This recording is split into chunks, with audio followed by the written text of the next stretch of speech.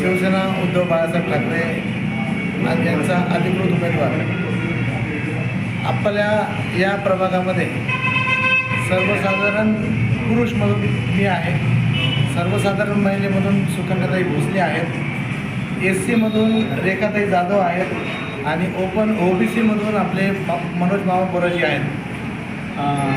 भाऊ, तुम्ही किती दिवसापासून राजकीय आणि सामाजिक क्षेत्रात कार्यरत आहे आणि तुम्ही आतापर्यंत समाजयोगी काय काय कामं केली? मी राजकारणामध्ये जवळपास आता 2004-2003 मी राजकारणात आहे. ह्या प्रभागामध्ये पूर्वी हा एकच वॉर्ड होता, तेव्हापासून आम्ही इथं शिवसेनेचं काम करत आहोत.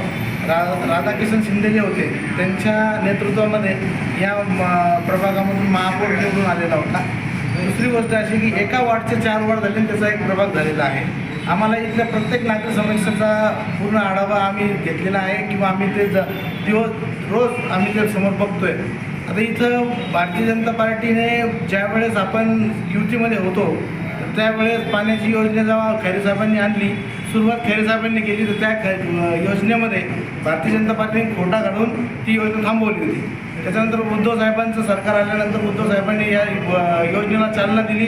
त्या योजनेसाठी पाणी लवकरात लवकर कसं येईल यासाठी आदित्य साहेबांचा दर महिन्याला एक दौरा राहायचा, कामाची पाहणी असायची आणि त्या पाहणीनुसार काम गतीने चालायचं. पण आजची परिस्थिती अशी झालेली आहे की स्वतःला हे जलसम्राट समजणारे जे आमदार आहेत त्यांनी स्वतः या गोष्टीला दुर्लक्ष केलेलं आहे. इथं जेवढेही पाईपलाईन टाकली गेलेली आहे, समांतर लाईनचे जेवढे पाण्याचे पाईप टाकले गेलेले आहेत त्याच्याने सगळे रोड फोडलेले आहेत. रोड खोदले तर खोदले, त्या रोडला पॅचवर्कही सुद्धा केलेलं नाही. लोकांच्या घरासमोर खड्डे आजही दिसतात. भाऊ, एक प्रश्न वेगळा आहे. भाजपकडून OBC ओपनमधून लढवलं जातं आहे आणि सेनेमधून उभाटामधून तुम्हाला ओपनमधून क्लिअर कट उमेदवारी दिली जाते. कसं बघता याच्याकडे? नाही, हे भारतीय जनता पार्टीचा त्यांचं कोणाला उमेदवारी द्यायची तो त्यांचा प्रश्न आहे. दुसरी गोष्ट, मी पक्षाचं काम जवळपास 2003-04 पासून करतो आहे, तर पक्षाने मला न्याय दिला. त्या पद्धतीने मी हे राजकारण किंवा निवडणूक मी चालवणार. प्रभागाच्या विकासासाठी काय विजन आहे तुमच्याकडे?